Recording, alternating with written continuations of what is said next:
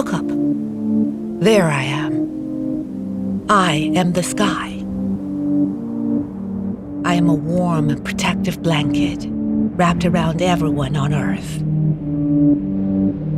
I can bring clouds, rain, and wind. I can be an ice storm. Without me, you'd fry. Every day, I am the breath you take in, yet you are making me sick. I am congested, off balance, polluted. You see, I am more delicate than you think. It took millions of years to get it just right. My perfect mix of gases, temperature, and weather that you enjoy. But now your cars, your factories, and dust, they have pushed me past the limit.